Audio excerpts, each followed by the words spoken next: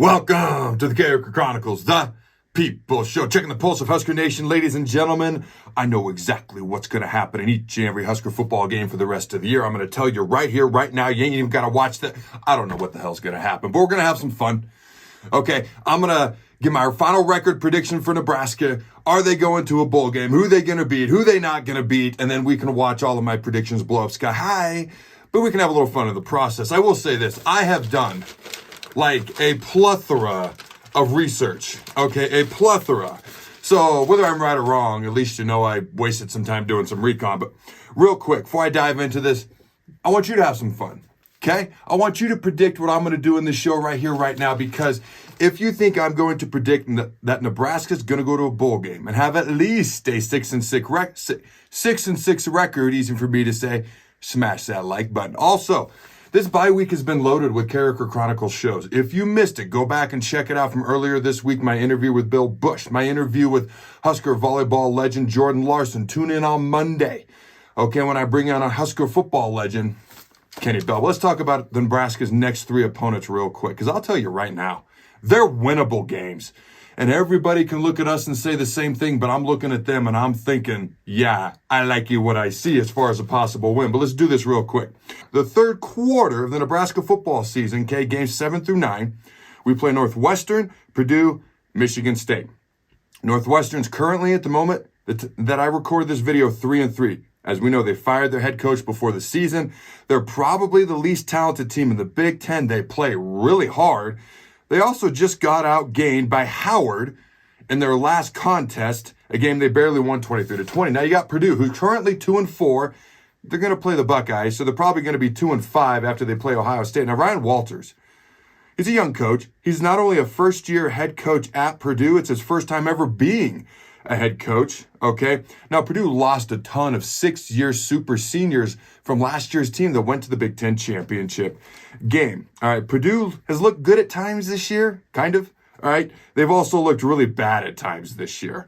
I know, kind of sounds like Nebraska, right? Okay, but we're not 2-4 at the moment. Not going to be 2-5, because it's a bye week. All right, Michigan State, 2-3. Now, their two wins were against the mighty Central Michigan and Richmond, okay?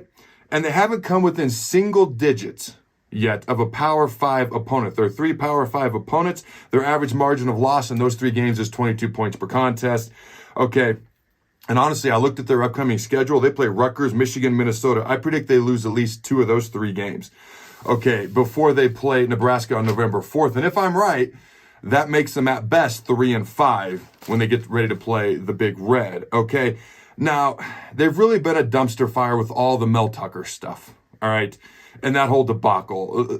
This is the man who signed a decade-long deal for $95 million, okay, and this is where the program is at, halfway into his, tenure from the contract that he signed a few years ago anyways. All right, he may be the worst hire in all of college football, or at least in recent memory. You look at Colorado, they lost Mel Tucker. Well, now they got Deion Sanders. I think they're pretty happy with where they're at when you think about the trade, if you want to call it that they made and where they're eventually at. Now, when you look at our next three games, we have a bye week going into Northwestern. Okay, so does Northwestern. We're going to act like that doesn't exist. Don't let the facts get in the way of a good story here. All right, now here is what is factually true. Two of our next three games are also in Lincoln. Now here's a couple of stats.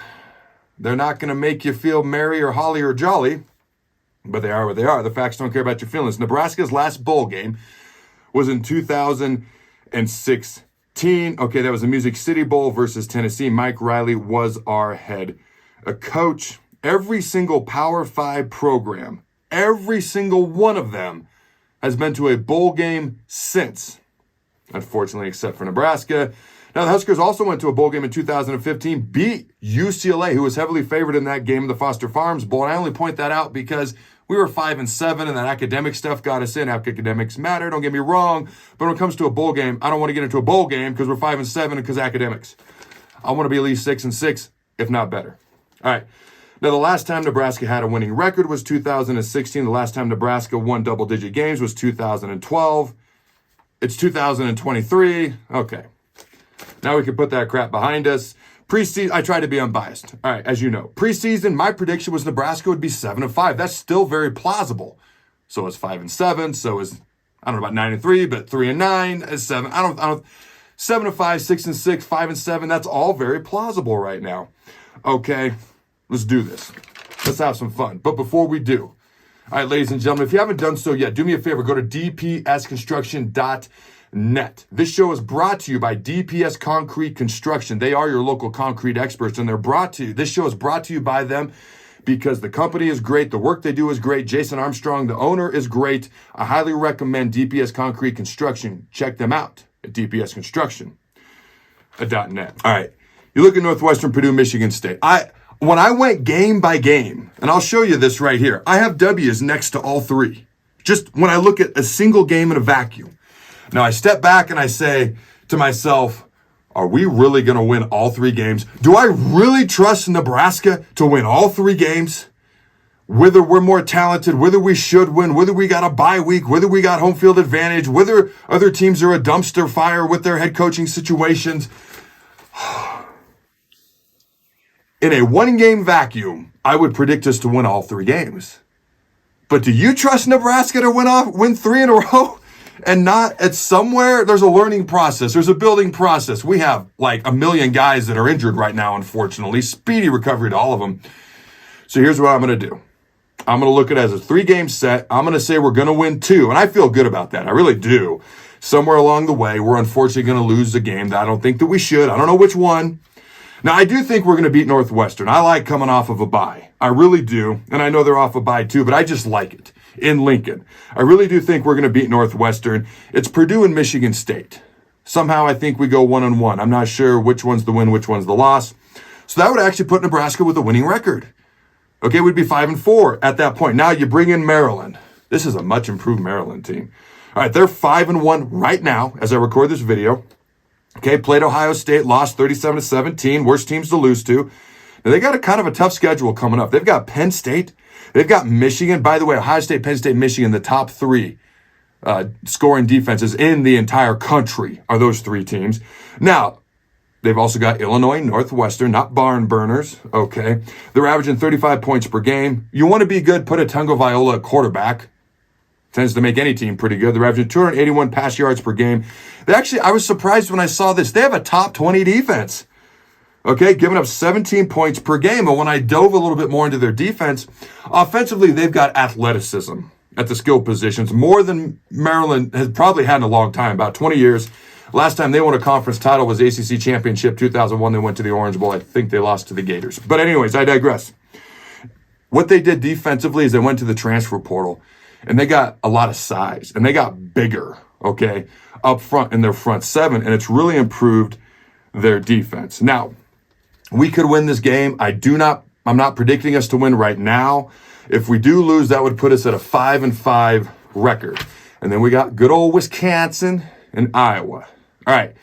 Now, when it comes to Wisconsin, I immediately went to their rush offense, their rush defense. Kind of like us, our rush offense, our rush defense. I wanted to see how we stacked up. All right, Wisconsin, defensively, they're 27th in the country, scoring 18.4 points per game. They're the 27th rush defense in the country, giving up 107 yards per game on the ground. Nebraska has the 7th best rush defense in the country at the current moment in time, giving up 75 rush yards per game. Wisconsin's offense, the spread is not so much. That's going to be a gradual progression, okay? They're not doing it so much as they were hoping in the offseason. They're 90th in the country in passing offense right now. Their SMU transfer quarterback, Tanner Mordecai, has been kind of up and down this year. If you want to be kind to him, he struggled. Wisconsin's rushing offense is 16th in the country, 203 yards per game, okay? They got a dynamic thunder and lightning duo there at running back. Braylon Allen's one of them. We know him well. Huskers are right there at 20th in America with 201 rush yards per game. Now, this game's going to come down to who can run the ball better, okay, who can stop the run, and turnover margin. Those are going to be the 2 things, the 2 biggest things, okay? Now, we've had a lot of close games with Wisconsin over the years. You never know what can happen. Something in my gut tells me, okay, Wisconsin's going to edge us out in a close one, and I hope I'm wrong. I really do. But that would put us at 5-6 going into Black Friday. Good old Iowa. Let's talk about this dynamic offense that the Hawkeyes have. All right, 21 points per game. Looks like Baby Ferentz is getting fired. Oh, maybe not. It's Division I daddy ball. Anyways, I digress. That's their problem. They're 105th in the country with 21 points per game. Cade McNamara, okay, their quarterback is unfortunately out. The Michigan transfer out for the season. Now the Hawkeyes rush offense, because we know they ain't throwing the ball. They weren't doing that with Cade anyways. The rush offense is actually down quite a bit. 106 in the country, averaging 119 yards per game. Their pass offense, I looked it up just for kicks and grins, 128th in the country, averaging 129 pass yards per game. Iowa's defense, still solid, 17th in America, giving up 16 points per game. All right, Iowa probably, in my opinion, has the third most amount of problems of anybody in the Big Ten coaching-wise, because Brian Ferentz, this is their business. But he's not doing a good job for him. He hasn't for years. His dad is the head coach. I think that's just going to cause problems. I really do.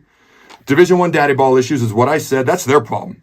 Okay, I think Nebraska wins an ugly, beautiful game. I don't care if it's 3-2, 6-3, 9-6. Doesn't matter to me. I do think we win a ugly, beautiful, low-scoring game to get us to 6-6, ladies and gentlemen. We beat the Hawkeyes for the second year in a row, and we go to a bowl game. And I hope I'm wrong. I hope we beat Michigan State and Purdue and go to 7-5, but we'll see.